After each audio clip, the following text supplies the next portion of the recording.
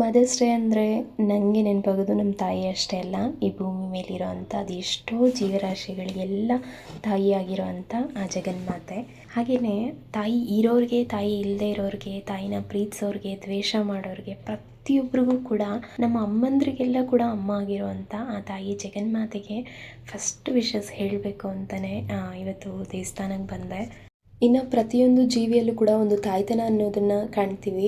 ಅದೇ ರೀತಿ ಇನ್ನು ಸೆಲೆಬ್ರೇಷನ್ ಅಂತ ಬಂದಾಗ ಎಲ್ಲರನ್ನ ಒಂದೇ ಹತ್ರ ಕಾಣಬೇಕು ಅನ್ನೋ ದೃಷ್ಟಿಯಿಂದ ಇವತ್ತು ಯಾರೆಲ್ಲ ತಾಯ್ತನ ಪಡ್ತಲಿದ್ದಾರೆ ಅಂಥವ್ರಿಗೆಲ್ಲ ಈ ಸೆಲೆಬ್ರೇಷನ್ ಮಾಡಬೇಕು ಅಂತ ಅನ್ನಿಸ್ತು. ಹಾಗಾಗಿ ಒಂದು ಚಿಕ್ಕ ಸೆಲೆಬ್ರೇಷನ್ನ ಮಾಡಿದ್ವಿ. ಇನ್ನು ಸಮಯ ಅನ್ನೋದು ಕಳೀತಾ ಎಲ್ಲರ ಪ್ರೀತಿ ಕೂಡ ಮರೆಯಾಗ್ಬಿಡ್ಬೋದು, ಆದರೆ ತಾಯಿ ಪ್ರೀತಿ ಮಾತ್ರ ಬದಲಾಗಕ್ಕೆ ಸಾಧ್ಯನೇ ಇಲ್ಲ ಅಲ್ವಾ.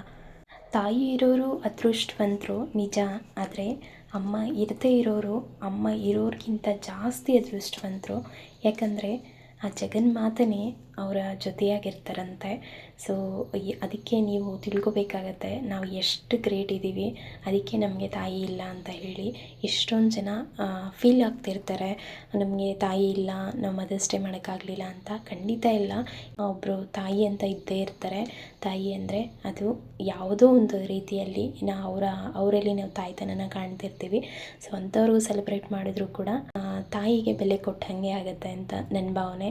ನಾವಂತೂ ನಿಜವಾಗ್ಲೂ ತುಂಬಾ ಎಂಜಾಯ್ ಮಾಡಿದ್ವಿ, ಚೆನ್ನಾಗಿತ್ತು. ಒಂಥರ ವಿತೌಟ್ ಪ್ಲ್ಯಾನಿಂಗ್ ಅಂತ ಹೇಳ್ತಾರಲ್ಲ ಹಾಗೆ, ಯಾವುದೇ ಥರ ಪ್ಲ್ಯಾನಿಂಗ್ಸ್ ಇರಲಿಲ್ಲ. ಈ ಒಂದು ಚಿಕ್ಕ ಸೆಲೆಬ್ರೇಷನ್ನೇ ಲೈಫಲ್ಲಿ ಒಂದು ದೊಡ್ಡ ಮೆಮೊರಿಯಾಗಿ ಉಳ್ಕೊಳ್ಳುತ್ತೆ.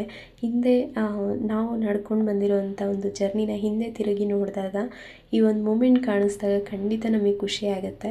ಸೊ ಹಾಗೇ ಈ ಚಿಕ್ಕ ಮೂಮೆಂಟ್ಸಲ್ಲಿ ಒಂದು ಲೈಫ್ನ ನೋಡಿ ಎಂಜಾಯ್ ಮಾಡಬೇಕು ಅಷ್ಟೇ. ಸೊ ಇಷ್ಟೇ ಇವತ್ತಿನ ವ್ಲಾಗ್. Thank you.